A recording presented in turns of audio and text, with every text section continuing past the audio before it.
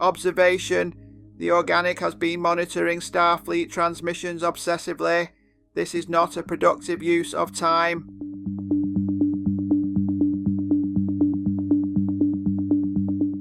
Hey guys, I have some news. Star Trek, new Star Trek is finally getting awards.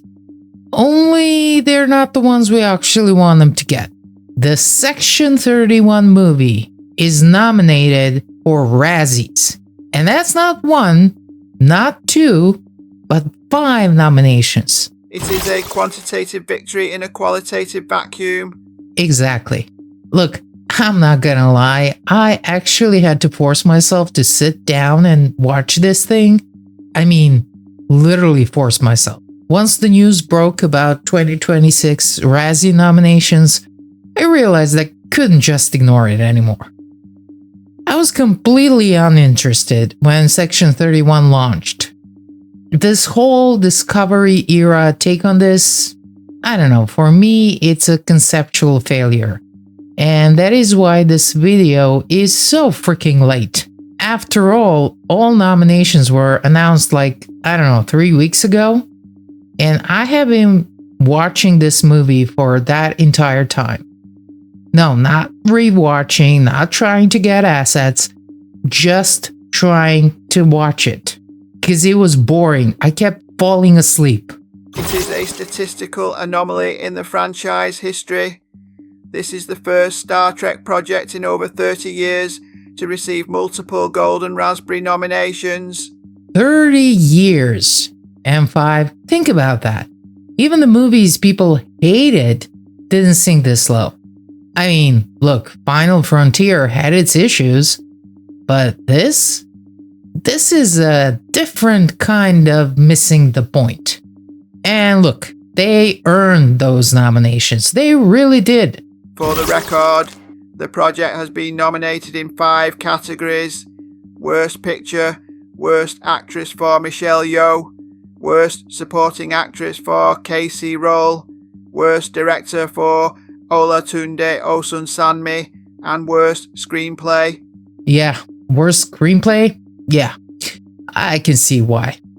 Let's talk about why here. The genius of Section 31, and I'm going all the way back to DS9, was the ambiguity.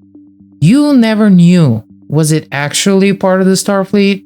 Or was this just a bunch of crazed lunatics who decided to take this, spy thing way too far?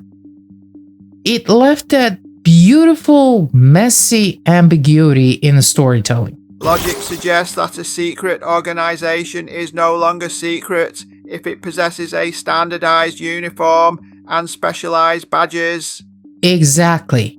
In Discovery and this movie, they have the badges. They have their own ships. Apparently, everyone in Federation know they're around. It kind of puts the Prime Directive in the trash, honestly. You cannot proclaim non-interference and, humanism while your Black Ops division is out there bragging about their latest assassination. It's honestly obnoxious. The juxtaposition of humanitarian ideals and state-sponsored network creates a logical paradox. It's a mess. And that leads me to Humanism Gap. Look, coming from TNG forward, it was very apparent. Gene Roddenberry made a massive shift.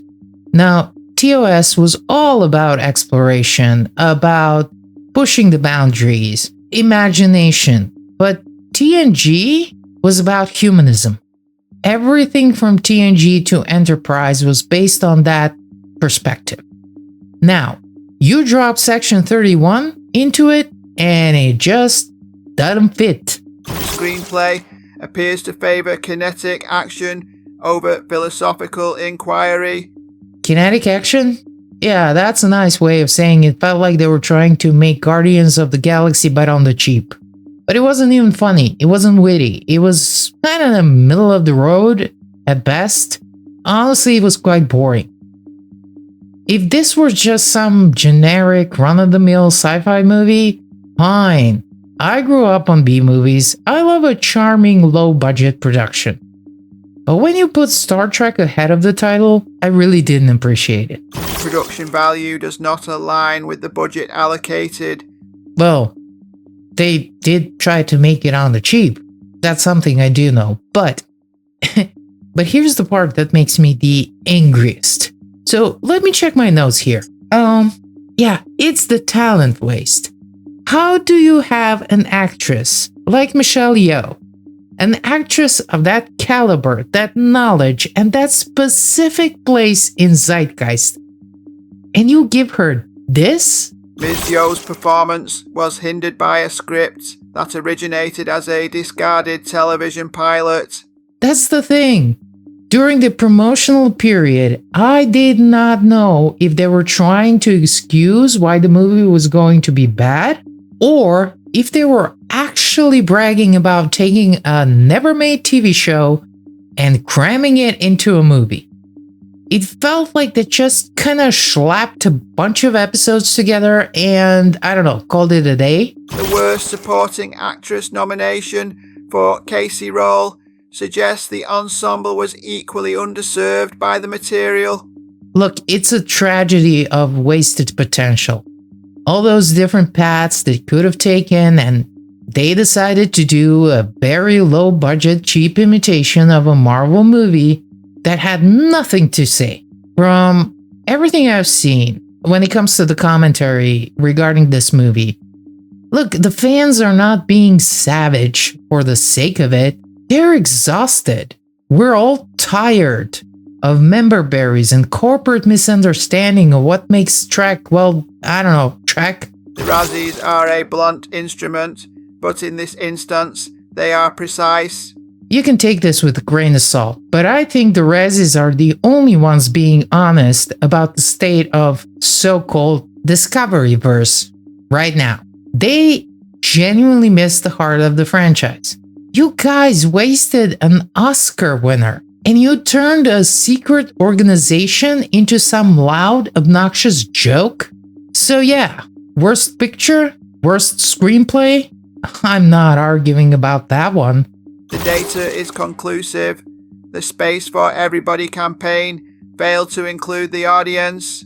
Anyway, that's my rant for the day. If you enjoy me pontificating about the state of Star Trek and maybe hearing some actual news every now and then, why don't you check back here or look at some of my other videos? I got plenty to say. But for now, I'm going back to my TNG reruns where the humans actually act like humans. So, until the next one, full impulse, engage. Support the organic creator, like, share and subscribe.